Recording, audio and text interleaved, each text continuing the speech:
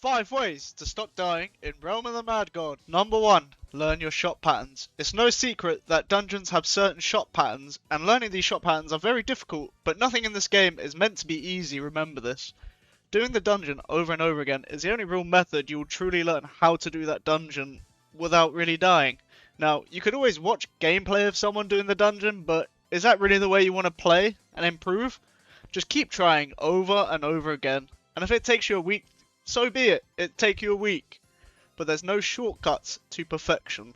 Now, on Realmite, there are entries of all enemies and bosses with their shots they'll shoot and their damage with debuffs, all visible for you to see at all given times. So I'll put a link for the Realmite in the description, and you just search for the boss enemy in the top right, and it will take you right there. Right, now let's move on to number 2, which is drink more HP pots.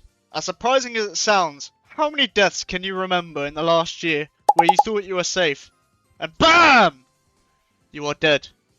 And as the death screen pops up, you see unused HP pots. Now, it brings no shame bringing a whole inventory of HP pots, as everybody messes up every now and again, and you will need a HP pot every now and again. Just make sure you have them wherever you are. There are numerous different healing consumables you can get very easily.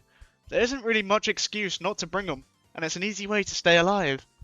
Now, number 3, we're going to be coming in hot.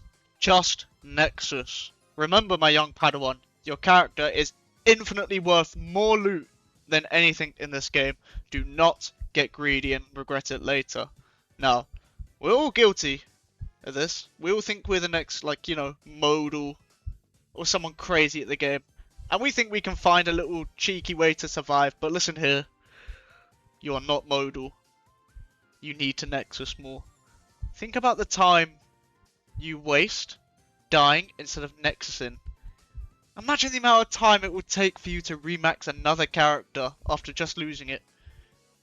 Is it really worth losing all the time and effort instead of just pressing that one button that guarantees your safety?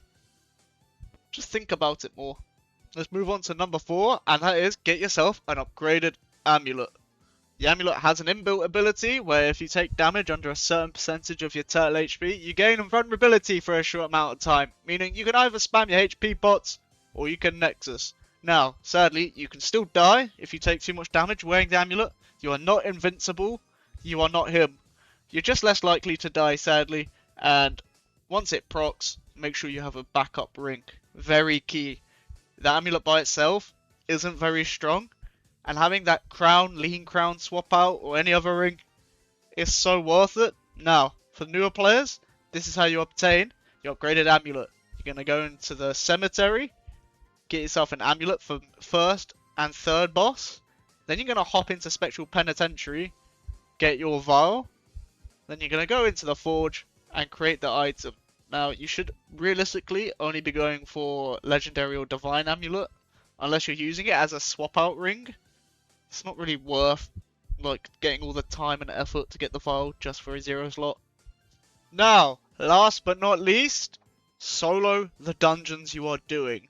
Now, the beauty of soloing the dungeons you are grinding is that everything has very low HP. The HP scale is on the ground, and if you have good gear, everything dies rather quickly.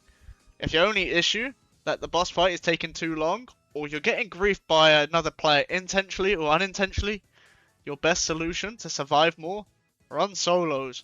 You get to learn everything by yourself, and there's nothing else the boss or minions can attack. It is just you. Although it's way more dangerous for you to solo stuff, the upsides of soloing is so high, there's just no reason not to do it. Now, this does take me to the end of the video. Expect a Shatters guide as the next video for you new players. Not sure when it's going to be uploaded. Doubt it's going to be next week. Have a lovely day.